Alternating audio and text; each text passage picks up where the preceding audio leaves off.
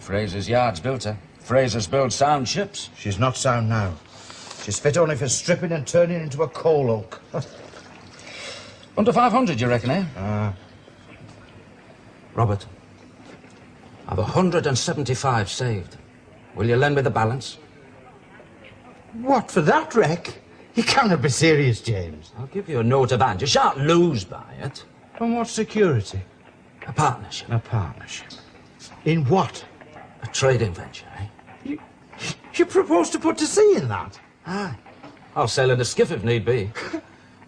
The sea routes are spoken for. The owners would crush you, and they've no taste for competition. Look, £325, that's all I need, and I'll make your fortune for you. I doubt if I could put my hands on 325 shillings, much less pounds. Well, you've the shop and the stock. A shop and a stock?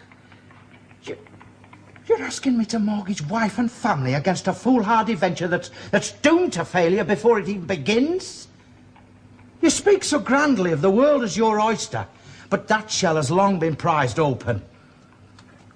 Shop and stock. Where do you intend to sail that wreck? And with what cargo? Oh, somewhat careless with your casks, Robert. Not I. Fool of a drayman dropped it and lost me its contents, but I shall claim, never fear, I shall claim. Well, somebody will be out of the pocket. Not I. Oh, manufacturer. Oh, the carrier. It's his responsibility. A carrier, eh? Mm-hmm. Robert, which has greater value? Cask or content? Well, the cask, naturally, it's made of seasoned oak, but it's of little value now. Vinegar?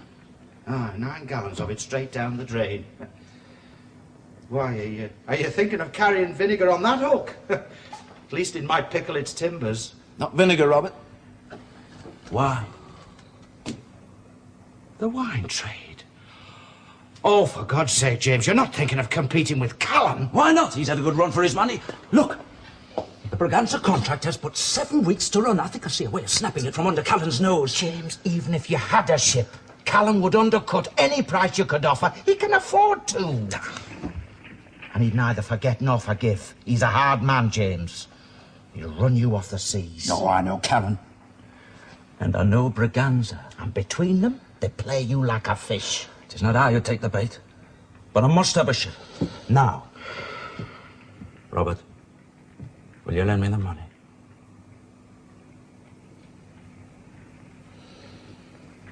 And keep your purse strings tight. Candler, sustain your family on vinegar.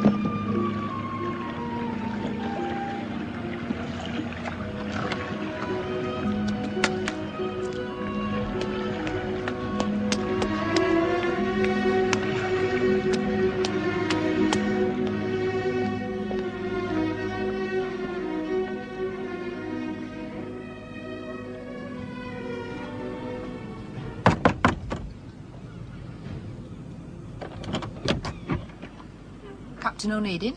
Good evening, Miss Webster. I apologise for the lateness of the call and any inconvenience, but, might I have a few moments' conversation with your father? To what purpose? A matter of business. I'm sorry, sir, but Captain Webster is indisposed. It is a matter of some consequence. To you? Or to us? Well, I had hoped to make an offer for the ship. Might save the bother of public auction. Private sale? Do you represent yourself alone or others? With respect, Miss Webster, but my business must lie with your father. Very well. If you'll step inside, I'll inquire if my father will receive you. Thank you.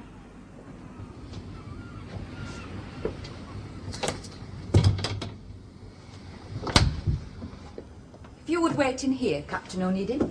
Thank you, Miss Webster. You will not object to the presence of a woman during your discussion. My father is a sick man, and I would not have him taken advantage of. I understand. You may smoke if you wish. Thank you. It's time, daughter. It's time for my tot. Oh, Father, do try and pull yourself together. I need my tot. We have a visitor. I can't see no one without I have my evening tot. A gentleman neighbour inquiring about the ship. I'm entitled. Couldn't you have shaved, just for once?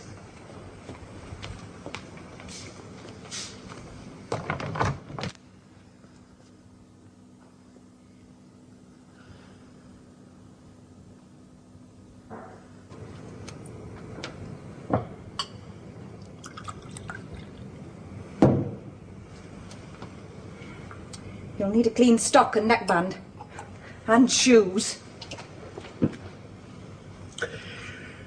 I wear the ones with the buckles. My buckle shoes and my uniform. You've naught other, all else is in pawn. Gentleman of some importance, is he? We're already acquainted with Captain Onedin, Father. Onedin, that young pup. Tradesman's son. Young upstart. Pious, parsimonious family, the Onedins. His father refused to extend my credit, and as a result, my ship's rotting away. World's coming to a pretty pass when a twopenny shopkeeper can refuse a gentleman. But I outlived that mean-minded old devil for all his sharp ways. Now his son wants to bargain for my ship, does he? I'll bargain, by God. You will leave the negotiations to me, Father. I fancy that Captain Onedin has it in mind to name a sharp price. But if you do not disgrace me, we shall meet him. I believe you're acquainted with my father, sir? Your servant, sir. Merchantman, aren't you? Aye, sir. And a true Onedin by the cut of your jib. Well, take it easy, man, take it easy. A glass or two of wine, daughter. Thank you, sir, but I prefer to keep a clear head when discussing matters of business. My father is not yet fully recovered from the fever, sir. I know the symptoms well. A fever contracted on the slave coast in the service of his country. Retired me on half pay, they did, by smart lords of the Admiralty. There's little gratitude in this world, young man, little gratitude. But I beat the winners and outgunned them.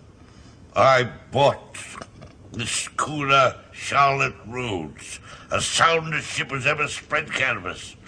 And if it hadn't been for that penny-pinching father of yours... Father? We understand, Captain Onedin, that you wish to make an offer for the ship. A lovely vessel, worth a fortune in gold. A seaworthy vessel as you'll find in a year's search, made of good British oak. I know all there is to know about the Charlotte Road, sir. How much are you asking? 650 guineas. I must tell you, Miss Webster, that I've spent the entire morning going over that ship from stem to stern and from truck to keel. And your offer, sir? I must also tell you that I've made diligent inquiries as to your circumstances. You are impertinent, sir. Insolent jackanapes. Business is a matter of negotiation. Before one can negotiate with certainty, it is necessary to fully comprehend the strengths and weaknesses of the other side. Tradesman's trickery. I'll not have it. Damn you, I'll burn the ship first. You have an offer in mind? I have. And what is it? £175. £175? You scoundrel. If you are under my command, by God... £175 in gold. End the partnership. We make out a proper form of agreement, and I'll undertake to refit the ship. Yes, and wring us dry, you rogue, like your father did before you. I'll have none of it. Show this creature the door. Partnership? We would make a profit, Miss Webster. A steady and increasing income to set against small capital, which Captain Webster's fever would suck dry within a year or two. You young scallywag. If I had half my strength... You'd not be in the straits you find yourself in now. Well, Miss Webster... You're a